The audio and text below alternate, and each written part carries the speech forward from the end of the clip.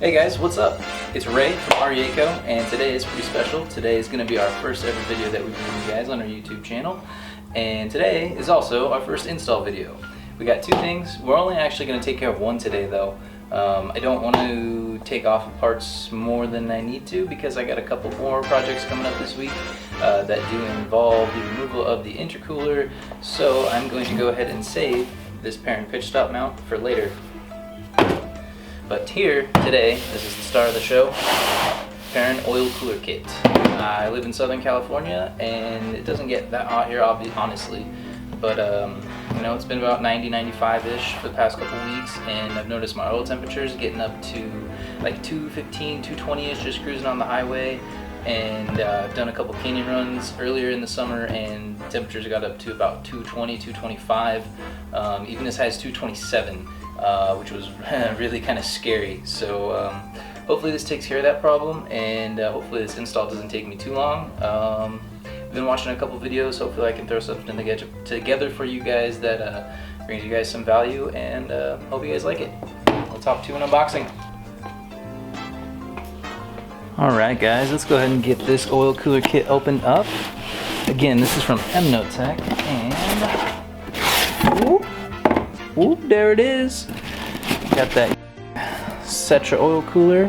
I believe this is the Series 6. If you go ahead and look on their website, I did a little research trying to put together my own kit, but I decided it was just going to go ahead and be easier to get the Perrin kit because I did not have a way that I was confident in mounting this to wherever location I could. I didn't really do too much research on that. So, that being said, brackets, license plate kit.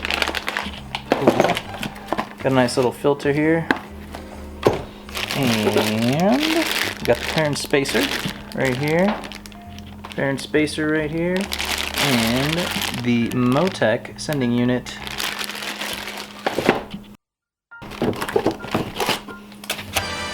Got the bypass hose and the shit. What do they call this? Weather stripping. Shit, I don't know, whatever the hell this is. And then you have your two hose assemblies, one with,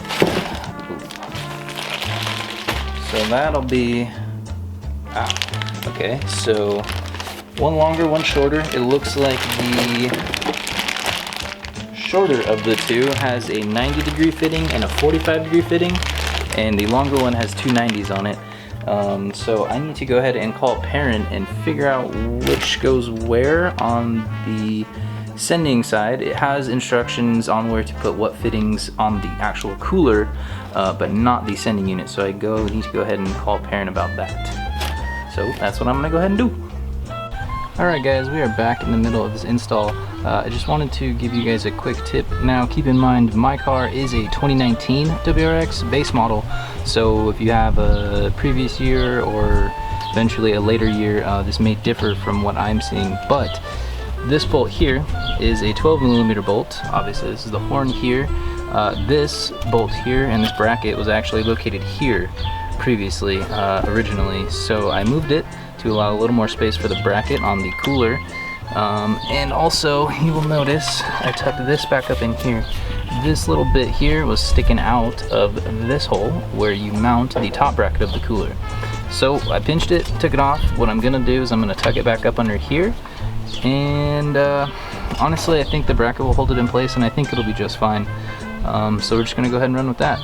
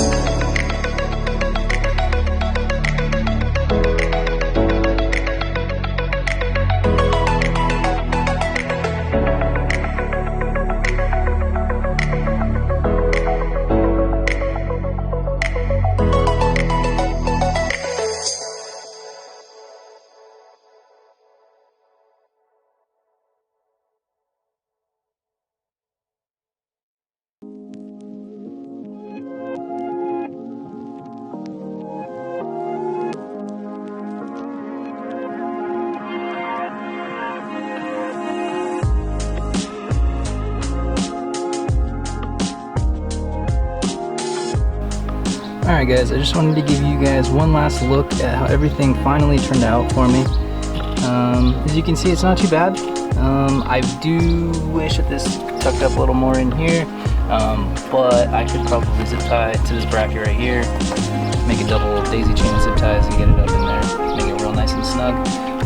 But this fits really well, looking good in there. As you can see, we did move this to here, just a little quick rotation.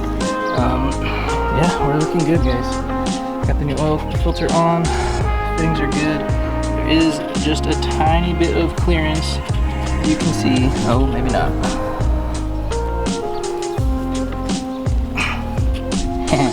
There is just a tiny bit of clearance, as you can see, so should be good. We added a quart of oil already, so we are going to finish buttoning up. Alrighty guys, I just want to give you a quick rundown of all the tools that I ended up needing in addition to everything that comes in the kit. So I need a 10 mil, 12 mil, an adapter for my torque wrench to fit the 1/2 inch drive on this 27 mil socket, 24 mil socket, needle nose, oil filter wrench, torque wrench, and 2 crescent wrenches, a 10 inch and a 12 inch. You could get away with smaller ones. This is what I had. A couple vice grips to block off those coolant hoses, and an extra quart of oil. Currently I'm using 8100 X-Clean EFE from Milltool. I've seen a couple other people use a couple other of their different blends, but that's what I use. I haven't ran into any problems yet. We'll see how it goes. Alright guys, we are back in the car and we believe we have everything buttoned up. So now what we're going to do is listen to the instructions for the first time all day, and we're going to turn the key to the on position and apply 100% throttle for approximately 5 seconds. So what we're going to do, we have the key turned to the on position and we are 1, 2, 3, 4, 5. A little bit extra there. Okay. Then try to start the car with the throttle still at 100% or floored. Your engine will not start but only turn over. So, okie dokie. Floored, clutch, start.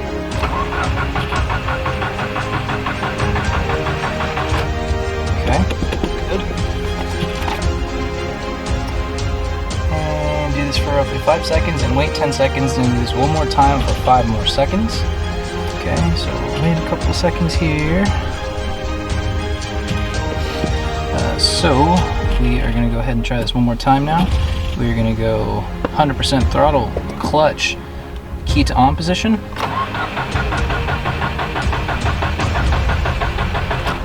Okay. So there's that, and then next step is to start the car like normal and let it run for 5 seconds, then shut the engine off, and then we're going to inspect for leaks. It does say add your additional quart of oil at this time. I did jump the gun a little bit and I already did that, but I think we'll be okay. So now what I'm going to do is start the car, let it run for a couple seconds, and we're going to check for leaks. Alright, clutch in, no gas this time, key to on. 1, Mississippi 2, Mississippi 3, Mississippi 4, Mississippi 5, Mississippi. Cut. Okay, and now we're gonna go inspect. Let's find out if we fucked up.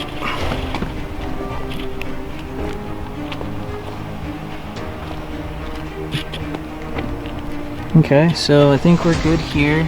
I don't see any leaks here.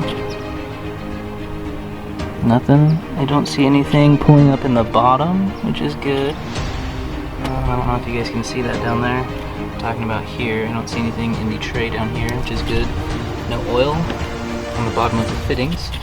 No coolant leaking out of this hose or this junction that we created here. That's good. There should be no leaks anywhere in here. Next possible spot for leaks would be back here. So I guess I probably should have waited to reinstall the bumper, but I don't think you guys can tell, but no leaks down here. Good to go. And I'm now looking through the grill at the top, and I don't see any leaks either. So I know you guys definitely won't be able to see that. So we're gonna go ahead and cut and go take this thing for a spin. Cool. This is after the first 5-second run and the first test. The first check for leaks. I think we're good, guys. I really do. I don't see anything coming out. I think we're looking good. I think we're gonna call this okay. We're gonna go take a test drive and